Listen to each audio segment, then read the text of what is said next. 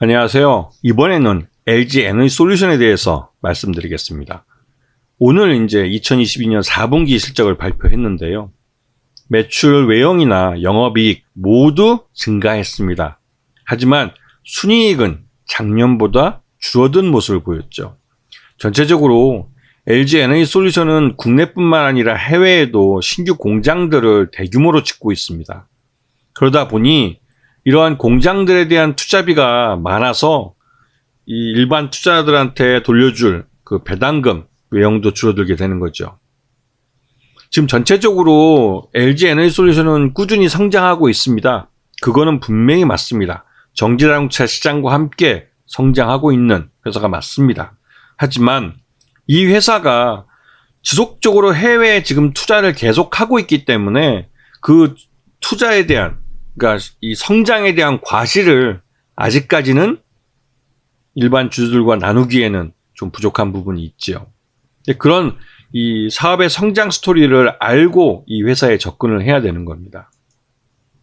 자, 그리고 LG 에너지솔루션이 작년까지만 해도 2020년 실적만 해도 적자를 보던 아직 규모의 경제를 달성하지 못했던 종목이었습니다. 하지만 2021년을 거치고 2022년 확실하게 순이익을 찍는, 그러니까 상장과 함께 순이익을 찍을 수 있는 규모의 경제를 달성하면서 이제 본격적으로 실적으로 평가받는 기업이 되었죠. 이건 상장에 대한 그 반사이익이라고 볼 수가 있는 겁니다. 그리고 지금 LG 에너지솔루션은 향후 2025년까지 계속 전기차 배터리 공장들을 짓겠다고 투자를 이렇게 늘려가고 있습니다. 이거는 국내뿐만 아니라 해외도 이렇게 계속 투자를 늘려가고 있는데요. 이런 국내 공장 같은 경우는 대표적으로 현대차와 기아, 여기에 공급하는 전기차 배터리를 생산하기 위한 것이고, 해외 같은 경우는 특히 미국 같은 경우는 미국의 인플레이션 감축법에 따라서 미국에서 직접 공장을 지어서 진출해야만 되기 때문에, 그렇기 때문에 강제로 투자하는 측면도 있습니다. 미국 GM과는 얼리엄 셀즈라는 그 아예 조인트 벤처까지 만들어가지고 미국에다가 제3공장까지 지금 건설하고 있죠. 그런데 이번에 제4공장 건설에 대해서 서로 얘기가 잘 맞지 않아 결국은 흐지부지 됐습니다.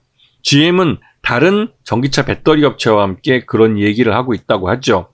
하지만 LG전자가 그렇게 미적지근하게 제4공장에 대해서 미적근에 나간 이유는 지금까지 공장을 짓는데 국내외에 투자한 이 막대한 자금에 대해서 LG 이 에너지솔루션 자체가 공급 광에 대한 우려감을 갖기 시작한 겁니다. 기존에 이 전기차를 만드는 업체들이 과연 전기차를 그들이 계획했던 것만큼 많이 만들어서 시장에 밀어낼 수 있는지에 대한 부담감도 있고, 이렇게 생산량이 늘어날 경우에는 전기차 배터리에 대한 단가를 인하해달라고 요구할 수 있는, 즉 그 납품 단가 인하에 대한 부담감이 생길 수밖에 없는 거군요. LG 에너지솔루션 같은 경우 당연히 적정 수량의 공급량을 유지해서 전기차 배터리 가격이 서서히 떨어지도록 만드는 게 이익과 부합하기 때문에 이 미국 GM이 미국에다 제4공장을 짓겠다고 한 것에 대해서 비토를 놓은 거죠. 결국 그 자동차 완성차들의 그 목적은 전기차 배터리의 공급량을 늘려서 단가를 낮춰가지고 전기차에서 전체 그 원가 비중의 40% 이상을 차지하는 전기차 배터리 가격을 떨어뜨리는 게 목적이고, 전기차 배터리 업체들의 입장에서는 최대한 지금의 그 고가를 받는 정책을 최대한 오랫동안 끌고 가는 게 목표인 거죠. 서로 이해가 상충하는 면이 있습니다. 그런 부분을 잘 봐주셔야 되고요. 요번에 LG 엔솔 같은 경우는 이제 1월 30일부터 우리 사주 조합분에 대해서 이제 보호예수가 만료가 됩니다. 그렇게 되면 이 물량은 고스란히 매물로 나올 가능성이 커요. 지금 현재 주가가 공모가보다 거의 그 더블까지는 아니더라도 그 굉장히 한 30% 정도 올라가 있는 상태이기 때문에 충분히 차익 실현 매물이 나올 가능성이 큽니다. 그리고 현재 주가가 지금 그렇게 예전 그 직전 고점이었던 62만 9천 원에 비해서는 뭐 50만 원대 초반까지 내려왔으니까요. 그렇게 뭐 많이 높은 건 아니지만 이 우리사주 물량이 나오는 거의 3조 원 가까이 되는 물량이 나올 거기 때문에 이 물량에 대한 영향을 받을 가능성이 크죠. 그리고 LG 에너지솔루션 같은 경우는 그 현대차와 기아가 인플레이션 감축법 때문에 미국 시장을 놓치게 된 것에 대해서 영향을 받을 수밖에 없습니다.